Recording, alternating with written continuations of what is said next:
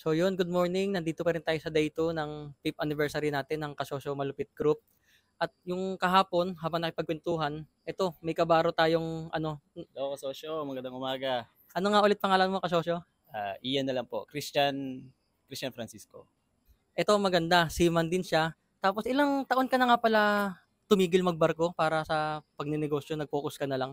After ko pala mag-open, a year, sumakay pa ako ng isa. Then, Mhm. after nun, last vessel ko, hanggang ngayon, present, magto 2 years na rin kasosyo. So yun, nasang industry ka nga pala ng negosyo natin ngayon? Printing tayo kasosyo. So, kami yung gumagawa ng mga general printing kami sa Manila. Yung mga um, corporate giveaways, mga ganun, large format printing, t-shirt printing, almost lahat, wag lang signages. Oo. Then mga sportswear, mga ganun tayo kasosyo. So meron din tayong mga sublimation, no? Yung Yes, mga meron ganong tayo. quality na t-shirt. Unang tanong ko sa'yo, kung magsisimula ka pa lang sa negosyo, anong unang dapat gawin ng isang OFW o seaman na ginawa mo din sa negosyo mo?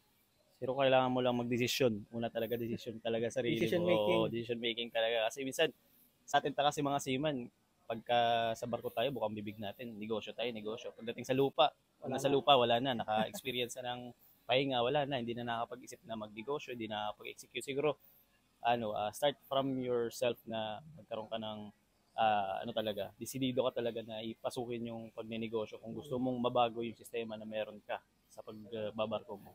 Kung gusto mo makalis sa pagbabarko, yun. Siguro magkaroon ka ng decide mo talaga sarili mo na umalis sa Oo, pagbabarko. malis Ganun. na. Kaya gustong-gusto ko 'tong kausapin dahil alam nito yung mga usapang barko tsaka yung mga ginagawa namin. Totoo yung sinabi niya na 'pag nasa barko, 'pag masama yung panahon, 'pag hindi sumang-ayon sa iyo yung mga opisyal, puro negosyo ang iniisip namin Oo, yan. totoo. Ang dami namin negosyo nang naiisip niyan. Ayun nga lang yung masama. Pag-uwi, siyempre na-relax Wala na yung na. katawan. Wala na. After a month or 2 months, balik ulit ng barko. Mm. Siyempre, ano lang naman tuwi ka, tsaka lang naman tayo magde-decide pag di na natin gusto yung nasa paligid natin. Oo. Pero pag maganda na ulit, ayun na naman, tuloy na naman tayo sa pagbabarko. Tanda na sa barko pero ganun pa rin. Gusto magnegosyo pero wala pa rin na start. Oo. Actually, ayun din yung naging inspirasyon yung mga nakakasama kong may edad na sa barko. Mm. Parang hindi ko na nakikita yung sarili ko doon kasi Oo, siyempre, 'di ba? tama. Alam naman natin yung trabaho sa barko. Ito, nagdahan-dahan kami nagta-transition sa mundo ng pagninegosyo. Sa negosyo mo nga pala, no, ilang branch na nga pala yung nagawa mo ngayon sa printing mo? Sa isa kong company na tinayo kasosyo, dalawa na. So, Quezon Mhm. City, then Manila.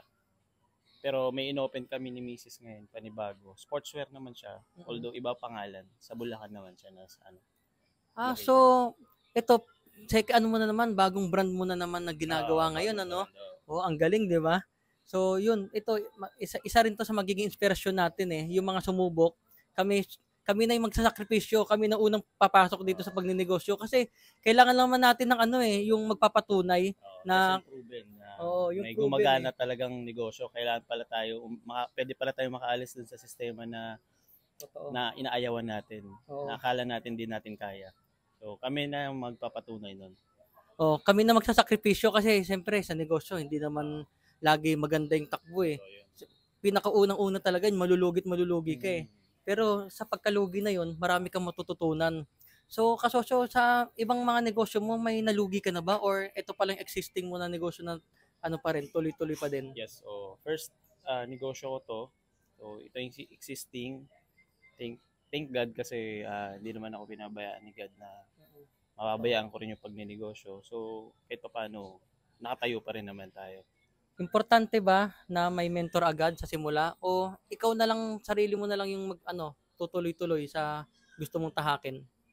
Siguro based lang din ako sa experience. Di rin ako makapagbigay talaga ng exactly na yun yung Mm. gagawin nyo. So ako Oo. kasi based on my experience, so wala lang, nag-decide ako tapos inumpisan ko yung negosyo na yun. So hindi ko alam kung ano magiging kahinatnan. Basta nag-umpisa ako, yun lang alam Oo. ko.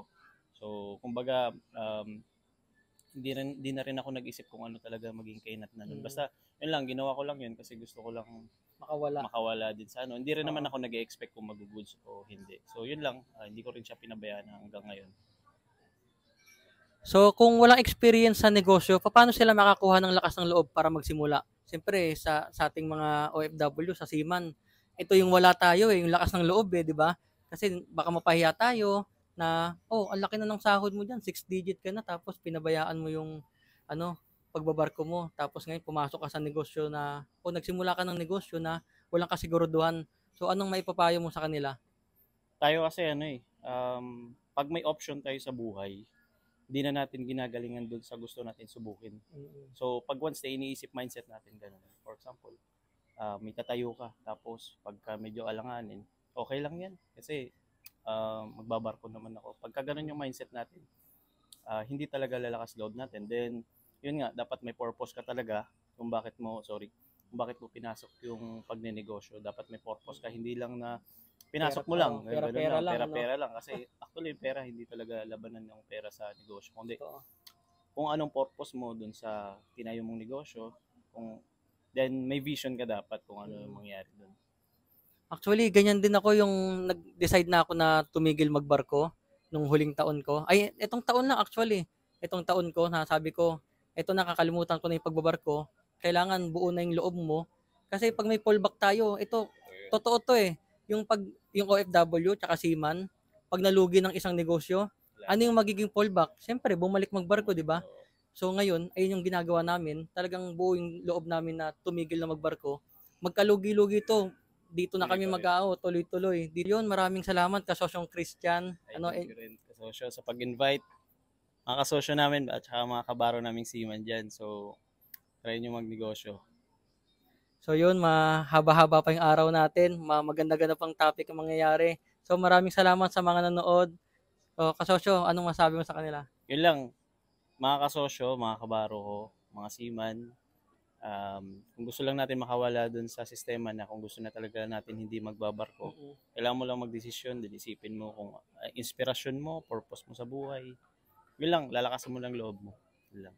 So yun, maraming salamat kasosyong Christian. Thank you kasosyo.